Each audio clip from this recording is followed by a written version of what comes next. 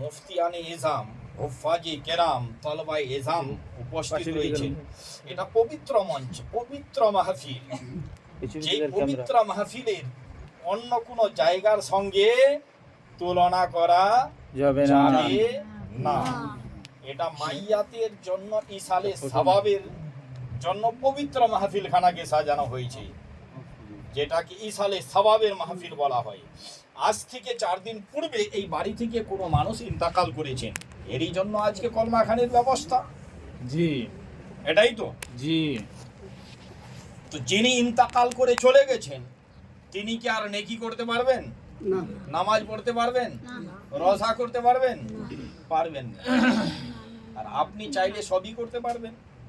আপনি জিন্দা বলে করতে পারবেন, আর তিনি ইন্তেকাল করেছেন, তিনি রোজাও করতে পারবেন না, সুবহানাল্লাহও না, আলহামদুলিল্লাহ। আর যদি আমরা ইন্তেকাল করি এই পবিত্র মাহফিলে, কালকে এই বাড়ি থেকে কেউ ইন্তেকাল করেছেন, তেনার হিসাব ও কিতাব হয়েছে, আমরা জানি না সেই হিসাব কিতাবে তিনি পাস করেছেন না ফেল করেছেন, কিন্তু ওইটাই বাড়ি, ওইটাই জায়গা আজকে রয়েছে।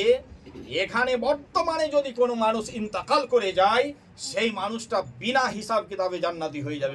সুবহানাল্লাহ। নারায়ে তাকবীর, নারায়ে তাকবীর, নারায়ে রিসালাত, নারায়ে রিসালাত। মাসলাকে আলা হযরত, মাসলাকে আলা হযরত হযরত আল্লামা মাওলানা সিকান্দার আজম সাহেব কিবলা, হযরত আল্লামা মাওলানা সিকান্দার আজম সাহেব কিবলা। নারায়ে তাকবীর, নারায়ে রিসালাত। মিজ ভাই সাহেব মনে হয় খেপে গেছেন। হ্যাঁ, আমাদের মাদ্রাসার মিজ ভাই সাহেব মনে হয় খেপে গেছেন। যাই হোক, এটা তার ঈমান। জি, ঈমানের পরিচয় এটাই। জি। যখনই আপনি আল্লাহ রসুলের কোনো হাদিস ও কোরআনের বাণী শুনবেন, আপনার মধ্যে যদি একটু পাওয়ার আসে, আপনার শরীরে গরম তৈরি হয়, তাহলে মনে করতে হবে আমার ভিতরে যেটা ঈমান, সেই ঈমানটা হয়তো জাগরণ হয়েছে। আর হাদিস শোনার পর যদি আপনি ঘুমিয়ে যান, তাহলে সেটাতে বোঝা যাবে যে আপনি ওই দিকটাতে আপনার ওই পার্স, ঈমানের যে পার্স থাকা দরকার ছিল, ঈমানের যেটা কারণটা থাকা দরকার ছিল, সেটা হয়তো অনেকটা দুর্বল করে ফেলেছেন বলে আপনার সেই রকমটা হয় না। যেই রকম হিসাবে আপনি বুঝতে পারলেন, মিজ ভাই সাহেবের নারাটা দিয়ে আপনি বুঝতে পারলেন কতটা তার মধ্যে ঈমানের পাওয়ার রয়েছে। জি, হ্যাঁ, আপনি একটু ভালো করে দেখান পবিত্র মাহফিলের জি, সৌন্দর্যটাকে। আলহামদুলিল্লাহ, মাশাআল্লাহ। জি। আয়াতে কারিমা পাঠ করেছি, কুল্লু নাফসিন যায়কাতুল মউত। বলছিলাম যে আজ থেকে 4 দিন পূর্বে যিনি ইন্তেকাল করেছেন, এই বাড়িতে ইন্তেকাল করেছেন, তিনার হিসাব কিতাব হয়েছে। কিন্তু আজকে যদি এই পবিত্র মাহফিলে এটাই জায়গা, এটাই বাড়ি, একজন মানুষ মারা যায়, তাহলে তার হিসাব কিতাব হবে না, তাকে হিসাবও দিতে হবে না, বিনা হিসাবে জান্নাতি হয়ে যাবে। কেন? জায়গা ওটাই, বাড়ি ওটাই। এখানে কি হয়েছে? কালকে মারা গেছেন, তার হিসাবও কিতাব হয়েছে, আর এখন মারা গেলে তার হিসাবও কিতাব হবে না। কেন? প্রশ্ন হচ্ছে কি না মিজ ভাই সাহেব? জি, জি। তার উত্তর কি হবে? যে কালকে শুধুমাত্র এটা বাড়ি ছিল, ফ্যামিলিতে হয়তো 4 জন মানুষ কিংবা 2 জন কিংবা 3 জন, তারাই এই বাড়িতে থাকছিলেন, তারাই এই বাড়িতে বসবাস করছিলেন। আর এখন এই বাড়িটা কি হয়ে গেছে? জান্নাতি কিয়ারির মধ্যে, জান্নাতি বাগিচার মধ্যে একটি বাগিচা ঘোষিত হয়ে গেছে। সুবহানাল্লাহ। আর কিসের কারণে এই বাড়িটা আজকে জান্নাতের বাগিচা হলো? এই মিজবাহি সাহেবের মতো একজন যোগ্য আলিম বসার কারণে, তালবাই কেরামের আসার কারণে, মুফতি সাহেবের এই বাড়িতে আগমন হওয়ার কারণে, কোন বিশাল বড় জামে মসজিদের বিশাল বড় ইমাম শুধু লম্বা হলেই বড় হয় না, সম্মানই বড় হয়। তো যদিও মঈনুদ্দিন সাহেব হাইডে কম আছে, কিন্তু সম্মান বেশি আছে অনেক। কারণ কোনওয়া জামে মসজিদের ইমাম অনেক বিশাল বড় সম্মানিত মানুষ রয়েছেন। সাধারণ মানুষের সঙ্গে একজন ইমামের তুলনা করা বলো কি যাবে না। যাবে না, ওটা আপনাদেরকে বলতে হবে। অর্ধেকটা আমি বলবো আর অর্ধেকটা আপনারা বলবো। এটাই হচ্ছে মাহফিল, যে আপনারা হয়তো আমার কথাগুলো বুঝতে পারছেন আর আমি হয়তো সঠিক হিসাবে আপনাদেরকে বুঝিয়ে দিতে পারছি। আর শোনার পরে যদি মুখে তালা বন্ধ করে সিগারেটির লক লাগিয়ে রাখেন, তাহলে মনে হবে যে হয়তো আমার ভাষা কিংবা আমার কথা কিংবা আমি আপনাদেরকে বুঝাতে পারলাম না। মুখটা কখন বন্ধ করে রাখতে হয়? ইজা কুরিয়াল কোরআনু ফাসতামিউ, নাকি জি লাআল্লাকুম তুরহামুন। ওয়া আনসিতু লাআল্লাকুম তুরহামুন। যদি কোরআনের তেলাওয়াত হয় তাহলে আপনি কিন্তু মুখে ওই তালা বন্ধ করে থাকতে হবে, শুনতে হবে সেটাকে। মুখটা বন্ধ থাকে, কানটা যেন খোলা থাকে। এটা হচ্ছে কোরআন যদি তেলাওয়াত হয়। আর হাদিস যদি বায়ান করা হয়, যেখানে আপনাকে ভালো মনে লাগবে, যেখানে আপনি বুঝতে পারছেন যে খুব সুন্দর কথা, সেখানে আপনাকে সুবহানাল্লাহ আলহামদুলিল্লাহ বলতে হয়। করুন সুবহানাল্লাহ, আরেকবার বলুন আলহামদুলিল্লাহ। আলহামদুলিল্লাহ। এবার মনে হচ্ছে যে আপনারা জেগে আছেন। কুল্লু নাফসিন যায়কাতুল মাউত। যেভাবে এই বাড়ি থেকে কেউ ইন্তেকাল করেছেন, আমরাও ইন্তেকাল করব। মৃত্যুটা অনিবার্য, এটা আমরা সকলেই জানি। যে আমরা কখন মরব, কার কখন সময় আসবে, কে কোন টাইমে যাবে, সেটা কিন্তু আমরা জানি না, এটা আমাদের অজানা। কিন্তু আমরা যে ইন্তেকাল করব, আমরা যে দুনিয়া ছেড়ে চলে যাব, এতটুকু আমরা কনফার্ম, আমরা শিওর, আমরা সেটাকে বিশ্বাস করি আর সেটা নিয়ে আমরা চলাফেরা করি। কুল্লু নাফসিন যায়কাতুল মাউত, যার মধ্যে জান, প্রতিটা আত্মাকে যার মধ্যে আল্লাহ তাবারক ওয়া তাআলা রূহ দিয়েছেন, জান দিয়েছেন, তাকে মৃত্যুর স্বাদ গ্রহণ করতে হবে। মৃত্যুটা কি জিনিস তাকে চাকতে হবে। মৃত্যুর ভারপ্রাপ্ত ফেরেশতার নাম কি? মৃত্যুর দায়িত্বটা কাকে দিয়েছেন? হযরতে কি জানা নেই? মৃত্যুর দায়িত্ব কাকে দিয়েছে?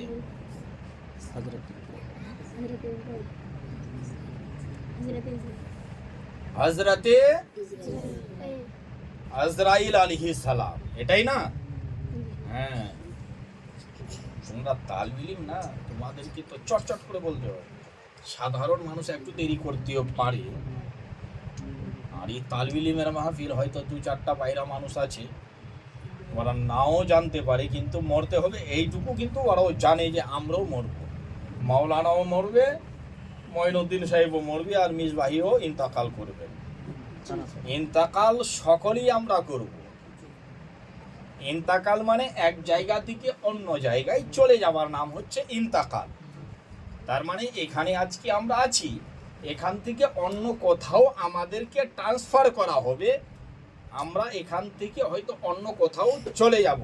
তার মানে ওইখানে আমরা থাকবো, আবার আমরা শেষ নাই বলে তো ওই জায়গাতে যাওয়ার পরে সেখানকার ভাবনা চিন্তা এই দুনিয়াতেই আমাদেরকে করতে হয়, যে আমরা যে এই জায়গা থেকে যেই জায়গায় যাব সেখানে আমরা কিভাবে থাকব, সেখানে আমরা যেন একটা ভালো জায়গা পাই, শান্তির জায়গা পাই।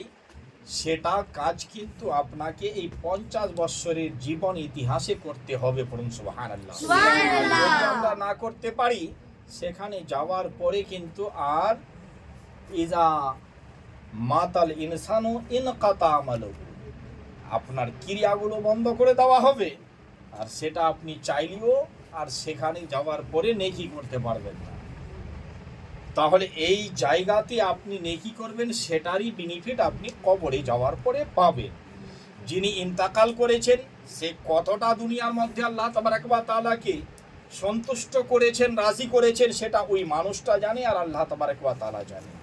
আজকে তার শান্তির জন্য, তার মাগফিরাতের জন্য তাকে কিছু নেকি দেওয়ার কারণে তার আত্মীয় স্বজন, তার জামাই রয়েছে, বেটি রয়েছেন, যার কারণে পবিত্র মাহফিলখানা আজকে তার দাদা ভাই তারা রয়েছেন, পবিত্র মাহফিলখানাকে সাজিয়েছেন যেন মাইয়াতকে একটুকুও নেকি পৌঁছাতে পারি। এটারই নাম হচ্ছে ইসালে সওয়াবের মাহফিল, নেকি পৌঁছে দেওয়ার মাহফিল। এই জায়গা থেকে আমরা নেকি পৌঁছে দিব মাইয়াতকে। ব্রাদার, নেকিগুলো আমরা এই জায়গা থেকে মাইয়াতকে পৌঁছে দেওয়ার চেষ্টা করব।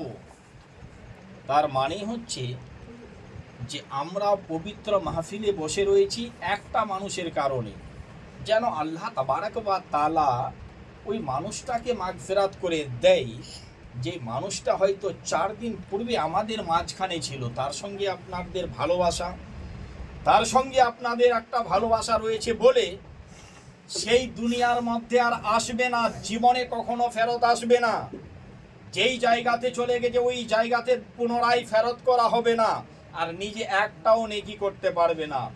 এবার যদি একটুকু গুনার কারণে জাহান্নামের মধ্যে নিক্ষেপ করে দেওয়া হয়, জাহান্নামের আযাবের মধ্যে যুক্ত করে দেওয়া হয়, তাহলে আমাদের পবিত্র মাহফিলের মাধ্যমে মাইয়াতের মাগফিরাতও হয়ে যেতে পারে। বলুন সুবহানাল্লাহ। সুবহানাল্লাহ, সুবহানাল্লাহ। এইটুকু আশা নিয়ে আমরা পবিত্র মাহফিল সাজাই, কোরআন পাকের তেলাওয়াত করি, ওই কবর জিয়ারত করি, যে মাইয়াত তো নিজে কিছুই করতে পারবে না, আমরা যদি তার নামে কিছু করি তাহলে সেই নেকিগুলোর মাধ্যমে যেন আল্লাহ তাবারাক ওয়া তাআলা তাকে মাগফিরাত করে দেয়।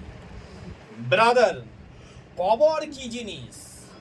কবর থেকে ভয়ঙ্কর জিনিস আর কিছু হয় না। কবরে আপনাকে একাই থাকতে হবে, একটা বাড়িতে আপনি একাই থাকতে পারছেন না। অনেক সময় দেখবেন যে আপনার বাড়িকার সকলেই যদি কোথাও চলে যায় আর আপনার বাড়িতে আপনি শুধু একাই থাকেন, তাহলে রাত্রিবেলা কিন্তু আপনাকে ভয় ভয় মনে হয়। যদিও আপনার বাড়িতে পাংখা আছে, লাইট আছে, মোবাইল আছে, সবই কিছু রয়েছে, আপনার সুব্যবস্থাও রয়েছে, তবুও সত্য আপনি যদি একাই বাড়িতে আছেন তাহলে সেখানে আপনাকে কিন্তু ভয় ভয় মনে হয় যে বাড়িতে 10টা মানুষ ছিল, আজকে আমি একাই আছি। একটা ভয়ের জায়গা তৈরি হয়ে যায়, কারণ একাই এক জায়গাতে থাকাই মানে কি একটা ভয়ঙ্কর জায়গার ভাবনা মাথায় মানুষের চলে আসে। এবার কবরে আপনি যাবেন, সেখানে আপনার সঙ্গে কে থাকবে? আপনার সঙ্গে কেউ আসবে না। আপনার বাবা ইন্তেকাল করলে ছেলেকে যদি বলা হয় যে তুমি ওই বাবার সঙ্গে তোমাকে কবরে যেতে হবে, ছেলে রাজি হবে?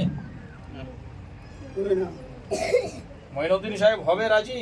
না, হবে না। রাজি হবে না। যদি মেয়েকে বলে বাবার সঙ্গে তোমাকেও কবরে যেতে হবে, কাঁদতে পারে, কিন্তু কবরে ঢোকার কথা বললে পরে আপনার মেয়েও কবরে আপনার সঙ্গে থাকার জন্য রাজি হবে না। কান্না বন্ধ হয়ে যাবে, ওই বাড়ি ছেড়ে তখন পালিয়ে যাবে কোথাও। কোথায় গিয়ে কান্না করবে সেটাও খুঁজে পাবেন না আপনি, যে আপনার মেয়ে কোথায় ভেগে চলে গেছে। তো আপনার ছেলে, আপনার মেয়ে, আপনার সন্তান, আপনার স্ত্রী, আপনি ইন্তেকাল করলে যদি বলা হয় যে আপনাকে ওই স্বামীর সঙ্গে কবরে যেতে হবে, স্ত্রীও চাইবে না। যদি ছেলেকে বলা হয় যে বাবার সঙ্গে আপনাকে কবরে যেতে হবে, সেটাও রাজি হবে না। তার মানে কবরে আপনাকে একাই যেতে হবে। তাহলে দুনিয়াতে যা আপনি করেছেন, ছেলের জন্য, মেয়ের জন্য, নিজের জন্য, হিসাবটাও কিন্তু আপনাকে একাই দিতে হবে। যার কারণে আপনি ছেলের জন্য, মেয়ের জন্য, নিজের জন্য বেঈমানি করবেন, সেটার কিন্তু জবাব আপনাকে দিতে হবে। যা আপনি দুনিয়ার মধ্যে করবেন সেটার দায়ী আপনি হবেন। তো কবরে আপনার কেউ সঙ্গী হয়ে যাওয়ার জন্য রাজি হবে না ব্রাদার। তাহলে কবরটা ভয়ঙ্কর জায়গা হলো, সেখানে আপনাকে একাই থাকতে হচ্ছে। আচ্ছা, বাড়িতে আপনি যদি একাই থাকেন, এক্সাম্পল হিসাবে বলা যায় যে আপনার বাড়িতে 10টা লোক ছিল, আর ওই 10টা লোক হয়তো কোথাও চলে গেছেন ঘোরাফেরা করার জন্য কিংবা কোনো আত্মীয়র বাড়ির। এবার রাত্রি 12টায় আপনি কিন্তু যখনই আপনার চোখ খুলেছে, হঠাৎ করে চোখ খোলার পর আপনি দেখতে পাচ্ছেন যে 20 হাতের একটা লম্বা করে কোনো জিন দাঁড়িয়ে রয়েছে। আপনার অবস্থা কি হবে ভাবতে পারেন? দেখেছেন 20 হাত কিংবা 25 হাত কিংবা 50 হাতের লোক কখনো তো দেখেননি। আর হঠাৎ করে বাড়িতে একাই আছেন আর 50 হাতের একটা জিন যদি আপনার সামনে দাঁড়িয়ে যায়, তাহলে দেখে সঙ্গে সঙ্গে আপনি যে কবার বেহুশ হবেন। আশা করি বাড়িকার লোক ওই আত্মীয়র বাড়ি থেকে ঘোরাফেরা করে চলে আসবে, তবু আপনার জ্ঞান ফেরত হবে না। কেন? আপনি একাই ছিলেন আর হঠাৎ করে ওই 50 হাতের লোক আপনার বাড়িতে ওই জমি ফাটে বের হয়েছে। আপনি কিন্তু অজ্ঞান হয়ে থেকে যাবেন। 2 দিন পরে বাড়িকার লোক আসবে, তারপরে হয়তো আপনার জ্ঞান ফেরত হবে।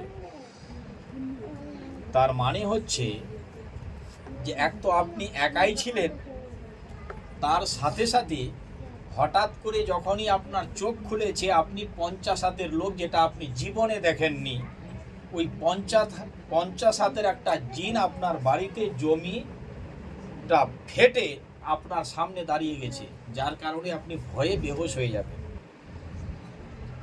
এবার কবরটাও কিন্তু গম্ভীর জায়গা, ভয়ঙ্কর জায়গা, সেখানে আপনি একাই থাকবেন।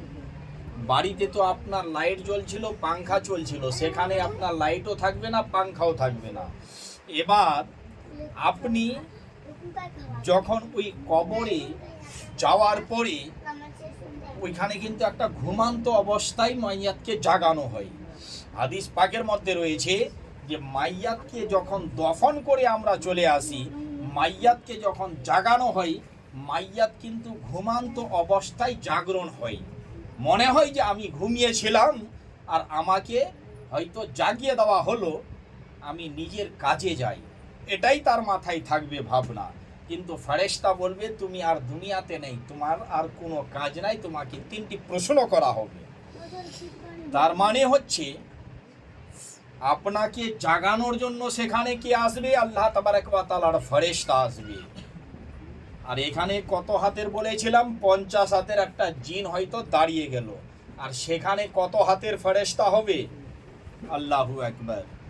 ওই ফেরেশতা যে মুনকির নেকির কবরে আসবে, তার দাঁত এত বড় বড় থাকবে যে দাঁত দিয়ে জমিনটাকে চিরতে চিরতে ফাড়তে ফাড়তে আপনার সামনে আসবে আর আপনাকে খুব কড়া আওয়াজে আপনাকে জাগাবে। আর এত বড় ফেরেশতা, মুনকির নেকির 2 জন ফেরেশতা, এই মুনকির নেকির 2 ফেরেশতা যে আপনার কবরে আসবে, তার সকল সূরত দেখে আপনি কিন্তু এই 50 হাতের জিনটাকে দেখে যে বেহুশ হয়েছিলেন, তার থেকে 1000 গুণা বেশি বড় ফেরেশতা হবে, আর তার থেকে 1000 গুণা বেশি ভয়ঙ্কর ফেরেশতা হবে মুনকির নেকির। তাহলে সেখানে আপনার অবস্থা কি হবে?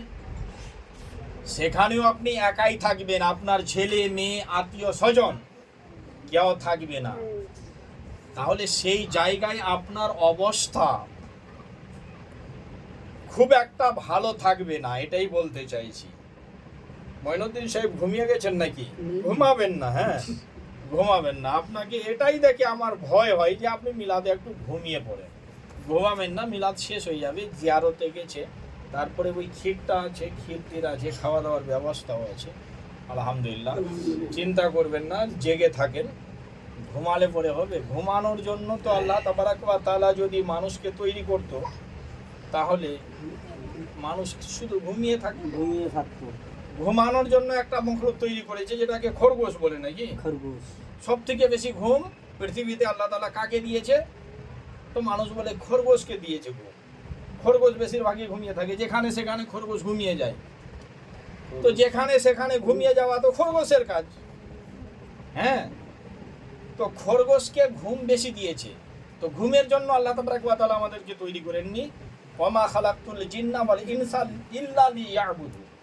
হ্যাঁ, জিন এবং মানুষকে যে আল্লাহ তাবারক ওয়া তাআলা সৃষ্টি করেছেন ইবাদতের জন্য। তাহলে পবিত্র মাহফিল, এখানে ইবাদত কি হবে? আপনি হাদিস ও কোরআনের বাণী শুনবেন, এটাই এখানে ইবাদত। বেশক বেশক। এই জায়গাতে ঘুমিয়ে যাওয়া ইবাদত নেই। বেশক। পবিত্র মাহফিলে বসে শোনাটা ইবাদত। সুবহানাল্লাহ বলবেন, সেটা ইবাদত। আলহামদুলিল্লাহ বলবেন, সেটা ইবাদত। আর এখানে ঘুমিয়ে যাওয়া ইবাদত? ঘুমানোর জন্য তো রাত্রে আপনি বিছানায় ঘুমাবেন ঈশার নামাজের পরে, তখন আপনার জন্য আবার ইবাদত যে ঈশার নামাজের পরে আপনি ঘুমিয়ে যাবেন তাড়াতাড়ি করে, যে ফজরের নামাজ আমাকে আদায় করতে হবে, তাহলে ঘুমানোটাও আপনার ইবাদত হয়ে যাবে। পড়ুন সুবহানাল্লাহ। সুবহানাল্লাহ। তো যেখানে যেই সময় যেটা টাইম যেটা কাজ যখন করার সেখানে সেটাই করতে হয়, এটাই না মিজবাই সাহেব? জি। হ্যাঁ, আলহামদুলিল্লাহ, মাশাআল্লাহ। আলহামদুলিল্লাহ। তাহলে কবরে আপনি কিন্তু খুব চিন্তিত থাকবেন, আর ভয়ঙ্কর জায়গাতে আপনি পৌঁছে গেছেন। এবার ফেরেশতার সঙ্গে মোকাবিলা করার মতো আপনার শক্তি নেই। ফেরেশতা আবার প্রশ্ন করবে, 3টি প্রশ্ন। উত্তর দিলে পরে আল্লাহ তাবারক ওয়া তাআলা শান্তির জায়গা আপনাদেরকে দিবেন, আর উত্তর যদি না দিতে পারেন তাহলে আল্লাহ তাবারক ওয়া তাআলার ওই আযাবের ফেরেশতা কিন্তু আপনাকে ওই আযাবের দিকে টেনে নিয়ে চলে যাবে। তার মানে আমি বুঝাতে চাই, যেখানে আপনার বাবা, আপনার মা, আপনার ভাই, আপনার বংশধর কেউ সঙ্গে যেতে রাজি হয় না, সেখানে আপনি একাই থাকবেন, একাই আপনাকে যেতে হবে। সেই জায়গাতে নবী মুস্তাফা, ইমামুল আম্বিয়া, সৈয়দুল আম্বিয়া, আহমদে মুজতবা, মুহাম্মদুর রাসূলুল্লাহ সাল্লাল্লাহু তাআলা আলাইহি ওয়া সাল্লামা উপস্থিত থাকবেন। বলুন সুবহানাল্লাহ। সুবহানাল্লাহ। নবী মুস্তাফা সাল্লাল্লাহু আলাইহি ওয়া সাল্লামা জানেন আমার গুনহগার বাদকার পাপী উম্মতিরা এই ফেরেশতার মোকাবিলা, ফেরেশতা সামনা করার মতো তাদের মধ্যে ক্ষমতা নেই, তাদের মধ্যে শক্তি নেই। তারা ভয়ে কিন্তু ওই ফেরেশতার প্রশ্নের উত্তর দিতে পারবে না, যার কারণে নবী মুস্তাফা সাল্লাল্লাহু আলাইহি ওয়া সাল্লামা আমাদের হেল্প করার জন্য, আমাদের সাহায্যকারী হিসাবে